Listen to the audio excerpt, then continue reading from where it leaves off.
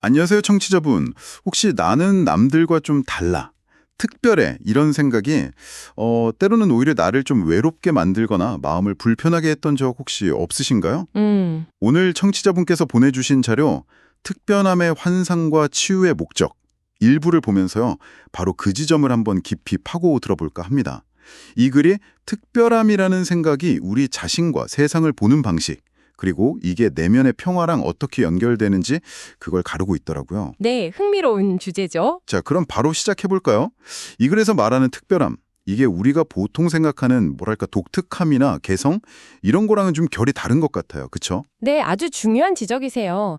여기서 말하는 특별함은 단순히 남과 다르다는 뜻이라기보다는요, 상당히 구체적이고 어떻게 보면 조금은 어두운 의미로 쓰이고 있어요. 어두운 의미요? 네, 그러니까 자기 자신 외에는 그 누구도 믿지 못하는 상태, 거의 뭐 방어적인 고립 상태, 이걸 말하는 거죠. 아, 고립이요. 네. 다른 모든 사람들을 잠재적인 적으로 보고 두려워하거나 아니면 공격해야 할 대상으로 여긴다는 거예요. 심지어 상대방이 친절을 보여도 그건 그냥 속임수일 뿐이고 세상의 본질은 결국 증오다. 뭐 이렇게 믿는 시각인 거죠. 와, 좀 극단적으로 들릴 수도 있는데 죽음이 오히려 구원이고 십자가형 같은 그런 고통이 구원이라고까지 여기는 그런 왜곡된 상태를 여기서 특별함이라고 부르고 있습니다. 와, 특별함을 이렇게까지 자기 방어적이고 부정적인 개념으로 정의하는 건 좀 충격적인데요. 아니, 왜 세상을 이렇게까지 적대적으로 보게 된다고 설명을 하는 걸까요? 그 뿌리가 뭘까요?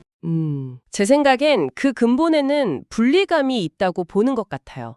나는 남들과 다르고 어쩌면 우월하고 세상과 분리되어 있다. 이런 믿음이 깊어지면요. 네. 타인을 그냥 동등한 존재로 보기보다는 끊임없이 비교하고 경계하게 된다는 거죠.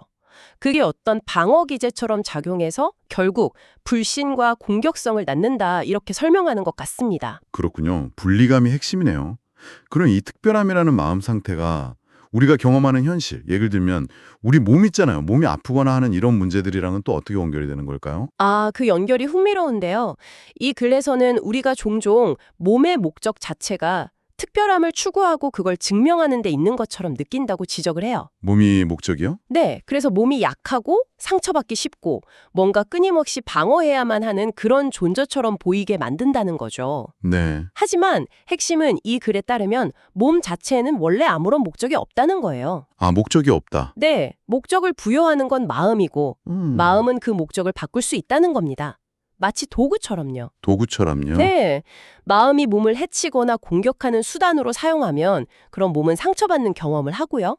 반대로 치유의 수단으로 목적을 바꾸면 몸은 치유를 경험하게 된다는 그런 아이디어입니다. 잠깐만요. 몸 자체는 목적이 없고 마음이 목적을 바꿀 수 있다. 이게 솔직히 바로 와닿지는 않는데요.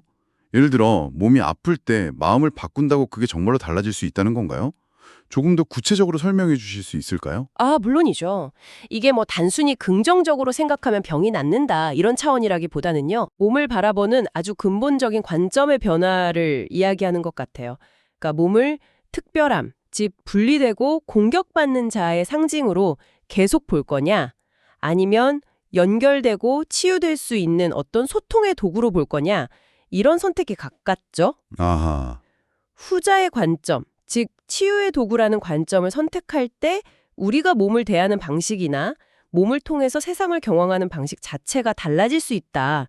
이런 의미로 해석해 볼 수 있습니다. 아, 관점의 전환이군요. 알겠습니다.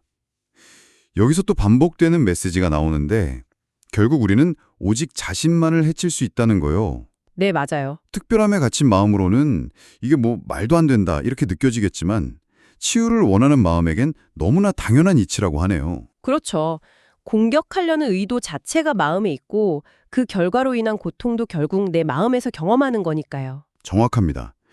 그리고 기적이라는 단어를 여기서 아주 흥미롭게 쓰는데요. 기적이요? 네, 바로 그 목적, 즉 해치려는 목적을 치유하려는 목적으로 바꾸는 것.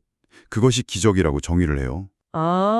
목적을 바꾸는 게 기적이다. 네, 이 변화 자체가 특별함의 환상, 즉 나는 분리되어 있고 공격해야만 해라는 그 믿음을 정면으로 반박하는 거죠. 뭐랄까, 진실 앞에서는 환상이 힘을 잃는다 이런 의미입니다. 그렇다면 다른 사람을 어떻게 보느냐가 이 특별함을 내가 계속 유지하느냐 아니면 여기서 벗어나느냐에 정말 결정적이긴 해요. 네. 특히 여기서 형제의 죄라고 표현하는 부분이 있잖아요.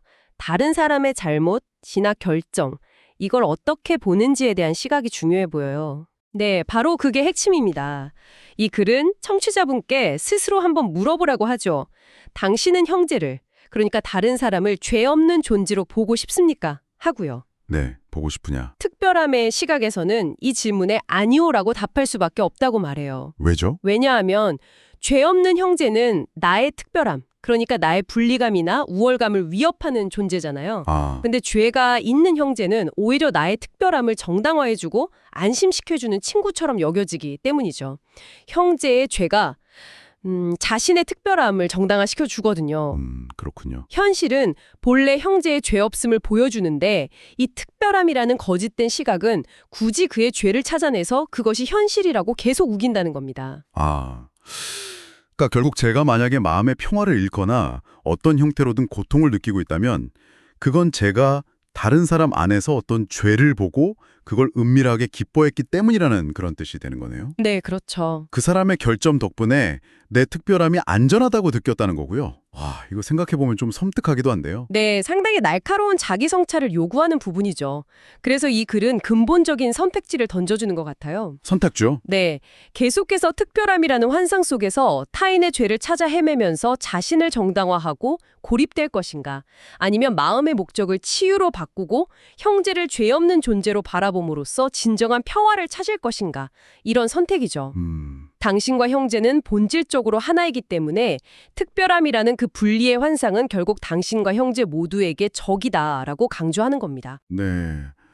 오늘 쭉 이렇게 이야기를 나눠보니까 특별함이라는 그 익숙한 개념이 실제로는 우리를 어떻게 고립시키고 타인을 적으로 만들어서 결국 스스로를 상처 입히는지 좀 깊이 생각해보게 되네요. 네.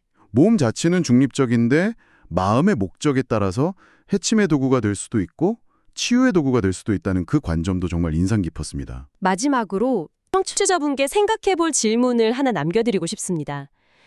만약에요, 이 글의 주장처럼 내 마음속 평화가 깨지거나 고통을 느낄 때가 바로 내가 타인에게서 죄를 찾아내고 판단했다는 신호라면 네. 일상에서 우리가 무심코 내리는 그 수많은 사소한 판단들이 청취자분의 평화를 과연 얼마나 방해하고 있을까요? 그리고 현실은 죄 없음을 선포한다는 이 글의 제안을 한번 받아들여서 의식적으로 타인의 그런 측면, 즉 죄 없음을 찾아보려고 노력한다면 청취자분의 경험은 또 어떻게 달라질 수 있을까요? 한번 곱씹어 볼 만한 질문인 것 같습니다.